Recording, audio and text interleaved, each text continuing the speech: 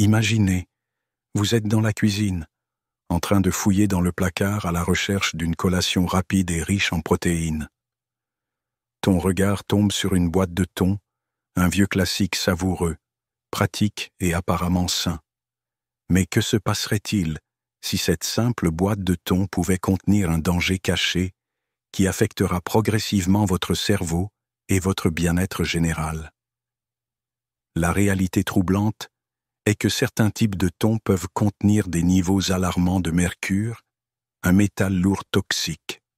Si vous ne faites pas attention au type de thon que vous mangez et à la fréquence à laquelle vous le consommez, avec lequel vous le mangez, vous pourriez mettre votre santé en danger sans même vous en rendre compte.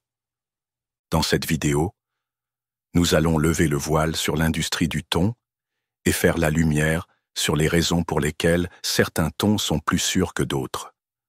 Nous découvrirons également les 4 plus grosses erreurs que les gens font lorsqu'ils sélectionnent, préparent et consomment du thon en conserve. Après avoir appris ces conseils d'experts, vous ne regarderez plus jamais une boîte de thon de la même manière. Restez jusqu'à la fin, car nous partagerons également des stratégies, la clé pour obtenir la valeur nutritionnelle maximale de votre thon sans les effets secondaires nocifs. Si vous avez trouvé ces informations utiles, veuillez donner un coup de pouce à cette vidéo et vous abonner à notre chaîne. Nous aimerions également avoir de vos nouvelles dans les commentaires. Mangez-vous régulièrement du thon en conserve? Comment le préparez-vous habituellement? Directement de la boîte, en salade ou mélangé dans un plat à gratin? Et de quelle partie du monde nous observez-vous? Les origines du mercure, un contaminant silencieux. Avant d'examiner comment le thon est contaminé par le mercure, clarifions ce qu'est le mercure et d'où il vient. Le mercure est un métal lourd naturellement présent dans la croûte terrestre.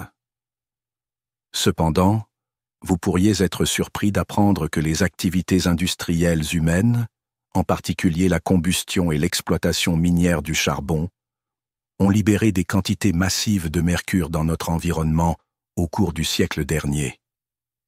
Cette pollution ne reste pas seulement dans l'air. Les particules de mercure se déposent dans les masses d'eau telles que les rivières, les lacs et les océans. Vous avez probablement entendu dire que le mercure peut être particulièrement dangereux pour les femmes enceintes et les enfants. Mais sais-tu pourquoi? La principale préoccupation concerne une forme spécifique de ce métal, appelé méthylmercure, dont on sait qu'il est exceptionnellement toxique pour le système nerveux humain. 2 formes de mercure. 1. Mercure inorganique, rejeté principalement par les processus industriels, comme la combustion du charbon. 2. Méthylmercure. Se forme lorsque certaines bactéries présentes dans les plans d'eau convertissent le mercure inorganique en cette forme plus puissante et plus facile à absorber. Une fois que le mercure pénètre dans l'eau, il commence un voyage à travers la chaîne alimentaire aquatique. Les petits organismes, tels que le plancton et les petits crustacés, absorbent le méthylmercure.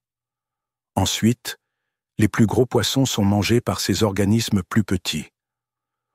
Au fil du temps, les gros poissons accumulent du mercure dans leurs tissus. C'est ainsi que les prédateurs, comme le thon, peuvent se retrouver avec des niveaux importants de mercure. Il est donc crucial que nous, les humains, au sommet de la chaîne alimentaire, fassions attention à ce que nous mettons dans nos assiettes. Pourquoi le thon en particulier? Vous vous demandez peut-être, pourquoi le thon a-t-il une si mauvaise réputation en ce qui concerne le mercure?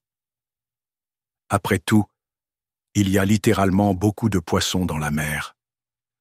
L'une des principales raisons est que certains types de thon peuvent en vivre longtemps et parcourir de longues distances, se nourrissant de nombreux petits poissons en cours de route. Plus ils ingèrent de proies contaminées, davantage de mercure s'accumulera dans leur corps. Le mercure ne s'élimine pas facilement. Le système du poisson peut excréter une petite fraction, mais pas assez pour suivre ce que vous ingérez constamment. Tout au long de sa vie, le mercure est stocké dans les tissus du poisson, attendant qu'une personne sans méfiance ouvre une boîte et la mange. Essentiellement, si vous mangez régulièrement certains types de thon avec une teneur élevée en mercure, vous pouvez également accumuler lentement du mercure dans votre propre corps. Ce risque est particulièrement critique pour femmes enceintes. Le mercure peut traverser le placenta et affecter le système nerveux du fœtus. Jeunes enfants. Leur cerveau est encore en développement, ce qui les rend plus vulnérables aux effets neurotoxiques. Les personnes ayant des problèmes de santé existants, en particulier ceux affectant le cœur ou le système nerveux. Mais ne vous inquiétez pas, cela ne signifie pas que vous devez éliminer complètement le thon de votre alimentation. Le thon est une source fantastique de protéines et contient des acides gras oméga 3 bénéfiques. La clé est de sélectionner le bon type et de limiter la fréquence à laquelle vous le mangez. Les 4 plus grosses erreurs que les gens font avec le thon en conserve. Maintenant que vous comprenez pourquoi le mercure est une préoccupation, parlons des erreurs les plus courantes que les gens font avec le thon en conserve. En évitant ces erreurs, vous pourrez profiter de tous les bienfaits nutritionnels du thon tout en minimisant les risques. Erreur 1. Ne pas savoir quelle espèce de thon vous achetez. Tous les thons ne sont pas identiques. En fait, vous avez probablement remarqué différentes étiquettes lorsque vous marchez dans l'allée de poissons en conserve de votre épicerie. Il est crucial de comprendre ces étiquettes. Thon listao, Katsuwonus pelamis, souvent étiqueté simplement comme thon pâle en morceaux, ou simplement thon.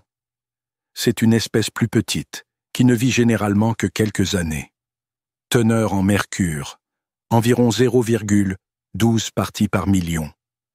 ppm, ce qui est considéré comme relativement faible. Thon albacore, Thunus albacars. Il est parfois étiqueté comme thon pâle, mais pas toujours. Il vit plus longtemps, environ 7 à 10 ans, et grandit plus que le listao. Teneur en mercure, environ 0,35 parties par million, soit près de 3 fois le niveau indiqué. Thon albacore, Thunus alalunga. Il est communément vendu sous le nom de thon blanc. Il a une durée de vie beaucoup plus longue et peut grandir considérablement. Teneur en mercure, il peut atteindre jusqu'à 0,50 parties par million, un niveau que les recommandations nutritionnelles suggèrent de consommer avec modération. Étant donné que ces différences sont si importantes, lire attentivement l'étiquette peut vous protéger contre la consommation d'excès de mercure sans s'en rendre compte. Si la boîte ne précise pas quelle espèce elle contient, consultez le site web de la marque ou recherchez-en un. Notez qu'il est simplement indiqué thon pâle ou thon blanc. Même un détail d'étiquetage apparemment mineur peut s'avérer très important pour votre santé. Erreur 2. Ignorez complètement l'étiquette.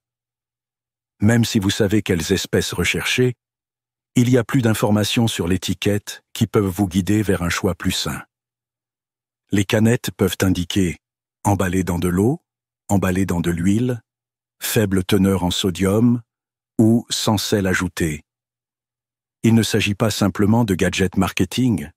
Ils fournissent des informations sur ce qu'il y a dans cette boîte en plus du poisson.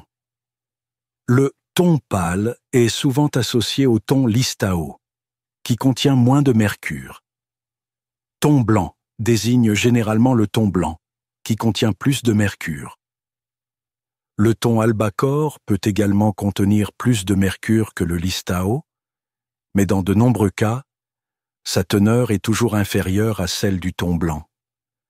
Si vous n'êtes pas sûr, une recherche rapide sur Google sur le site web de la marque peut dissiper toute confusion. De nombreuses grandes entreprises de thon offrent des informations détaillées sur les espèces exactes qu'ils utilisent. Prenez une minute de plus pour confirmer. L'espèce pourrait tirer un bénéfice à long terme du maintien de niveaux de mercure plus faibles dans son alimentation. Conseil bonus. Alternez vos options de poisson. Pour ajouter de la variété et réduire l'apport en mercure, alternez le thon avec Saumon, riche en oméga 3, généralement plus pauvre en mercure. Sardines, peu coûteuses, riches en calcium et en graisses saines. Maquereau, savoureux et riche en nutriments. Truite, un poisson au goût doux qui présente généralement de faibles niveaux de mercure. Erreur 3. Manger trop de thon chaque semaine. Soyons réalistes, le thon est pratique. Il peut être ajouté aux salades, mélangé à des ragoûts ou servi dans un sandwich. Cependant, trop d'une bonne chose peut être nocif, surtout avec du mercure dans le mélange. Selon les recommandations alimentaires pour les Américains, les adultes devraient consommer environ 227 grammes, 8 onces, de fruits de mer par semaine. Bien que le poisson soit une source maigre de protéines et apporte des nutriments essentiels, il est conseillé de diversifier les types de fruits de mer consommés. Le thon peut faire partie d'une alimentation équilibrée, mais s'il est consommé en plusieurs repas par semaine, l'exposition recommandée au mercure peut être dépassée. Ceci est particulièrement important pour femmes enceintes ou allaitantes. La FDA conseille de limiter la consommation de thon blanc et de choisir plus souvent des poissons à faible teneur en mercure. Jeunes enfants devraient consommer des portions de poissons plus petites et adaptées à leur âge. Pour tous les autres, la modération est le mot magique. Gardez une trace de votre consommation hebdomadaire et rappelez-vous qu'il existe de nombreuses autres sources délicieuses de protéines de poisson et autres que vous pouvez apprécier. Erreur 4. Videz le bidon de manière incorrecte. Cela semble simple, mais la façon dont vous égouttez le thon en conserve peut faire une différence notable, à la fois dans la saveur du plat et dans la quantité de substances indésirables qui peuvent être ingérées. Le liquide dans une boîte de thon, qu'il s'agisse d'huile ou d'eau, peut contenir des métaux lourds et, à un niveau plus simple, des calories supplémentaires s'il s'agit d'huile. Comment drainer correctement? Utilisez une passoire à maille fine. Placez-la au-dessus de l'évier ou d'un récipient. Videz le thon dans la passoire. Appuyez doucement avec une fourchette. Cela permet d'extraire jusqu'à la dernière goutte de liquide.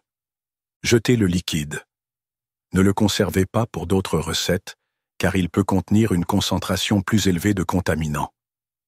Si vous êtes pressé, vous pouvez ouvrir partiellement la boîte, maintenir fermement le couvercle contre le thon, le retourner au-dessus de l'évier et appuyer. Cette méthode rapide extrait la majeure partie du liquide. Thon à l'eau ou thon à l'huile, lequel est le plus sain? L'un des débats les plus courants parmi les amateurs de thon est de savoir s'il est plus sain d'acheter du thon dans l'eau ou du thon dans l'huile. Voici ce que vous devez savoir. Thon à l'huile.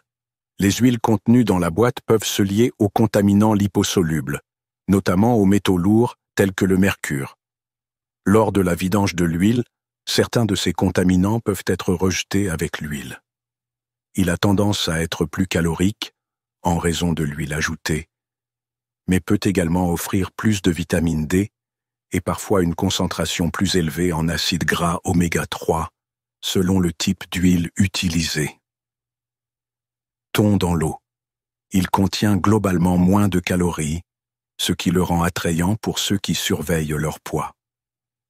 Comme il n'y a pas d'huile pour absorber le mercure, il en reste davantage dans le poisson. Vous devrez toujours bien l'égoutter pour éliminer l'excès de sodium s'il s'agit d'eau salée, mais il conserve généralement une saveur et une texture plus légères.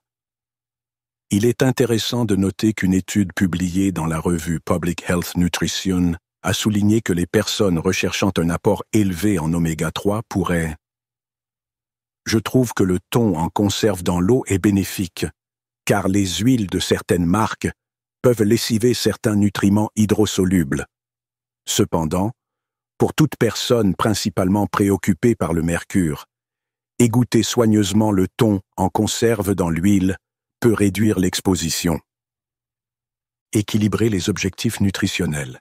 Si votre objectif est de limiter le mercure, le thon en conserve dans l'huile, bien égoutté, pourrait offrir un léger avantage.